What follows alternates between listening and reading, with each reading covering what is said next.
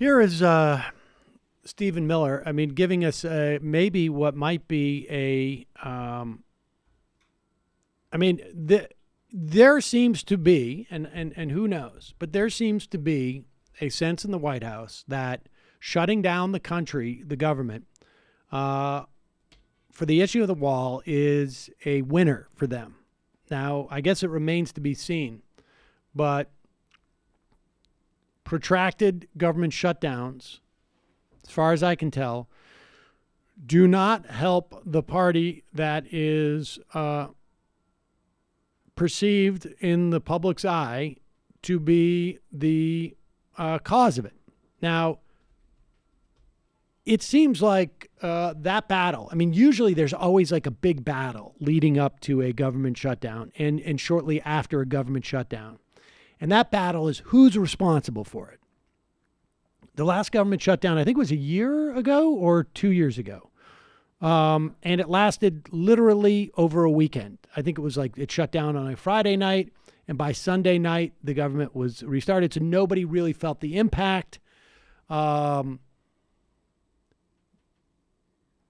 I think the Democrats were afraid that they were going to get blamed.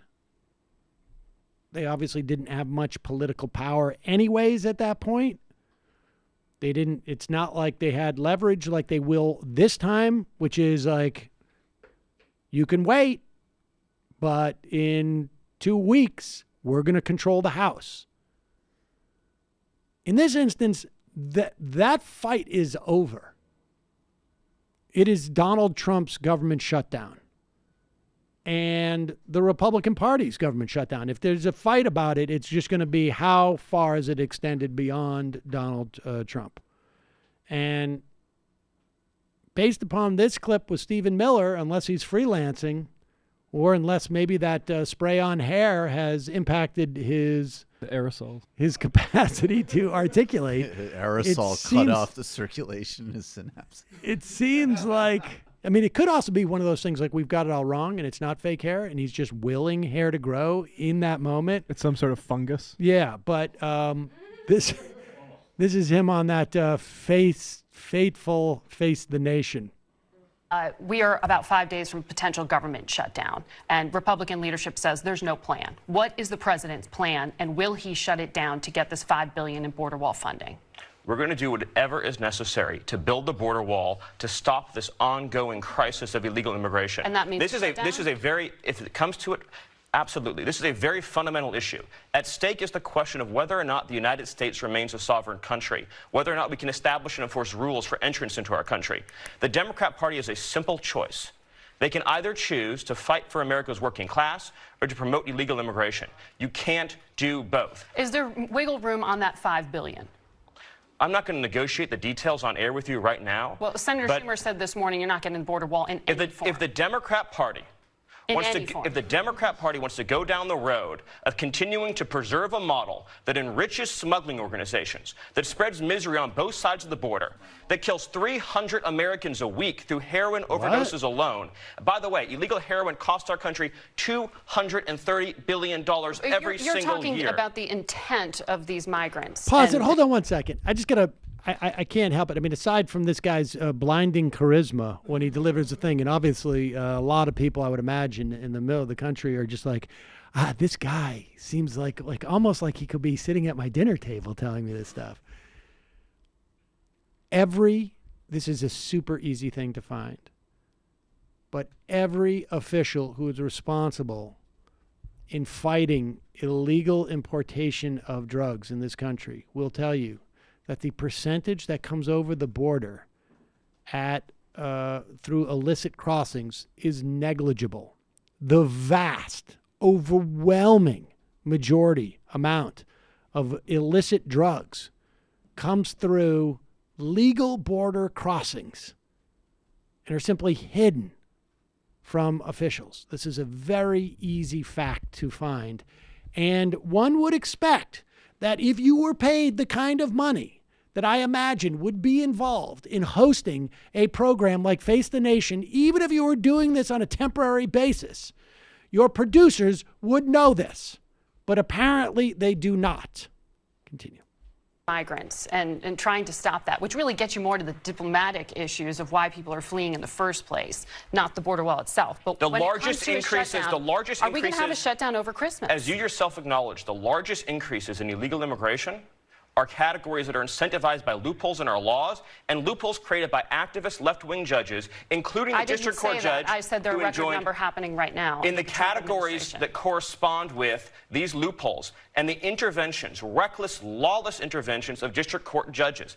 And this president has taken historic action to stem the tide of illegal immigration and to fight for working people in this country. And this is his last best chance to get a border wall before Democrats take the majority. It's time that both parties, and this is what the American people want, both parties to come together for the sake of American children, for the sake of children all across this hemisphere, to create a lawful system of immigration, not the lawless chaos that has been perpetuated.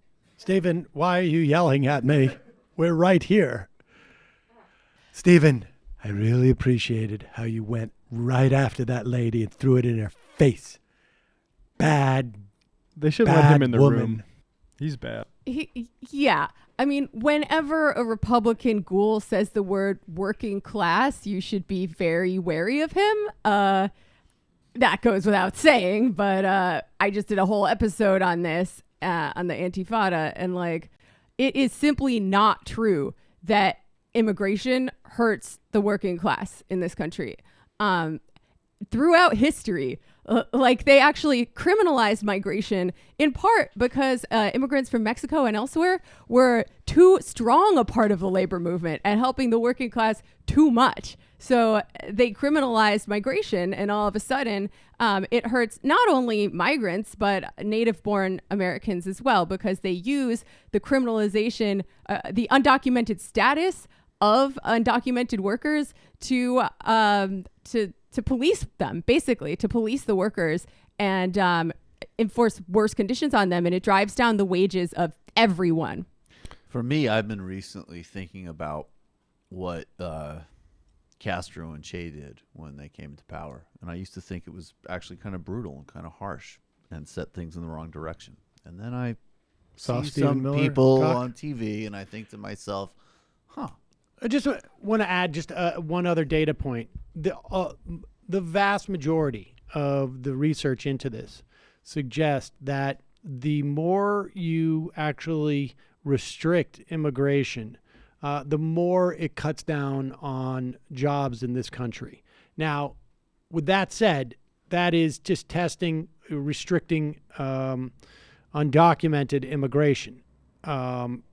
There's a lot of evidence that it actually cuts down on the number of women who enter the workforce at not necessarily at the lower end of employment, but that the domestic workers who come undocumented free up women to go work in the workplace. In the event that we were actually to give protection to these people, as we should, and give them some type of protection through some type of official status, that dynamic may change a little bit.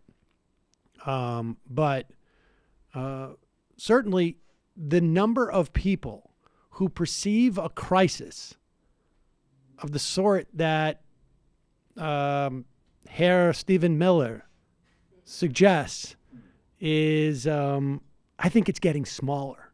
Yeah. I think that message is falling on is resonating with less and less people. Not coincidentally, but I think it's also because of just I think it's like a lot of issues we've been talking about, where the middle, which didn't really exist to begin with, is disappearing, and it's precipitated by the fact that I think people who really are that brutal and that vindictive and bigoted are seeing it, and they're realizing that they like it, and they're actually just savage, disgusting humans. And then others who maybe weren't as invested before are being like, wait a second.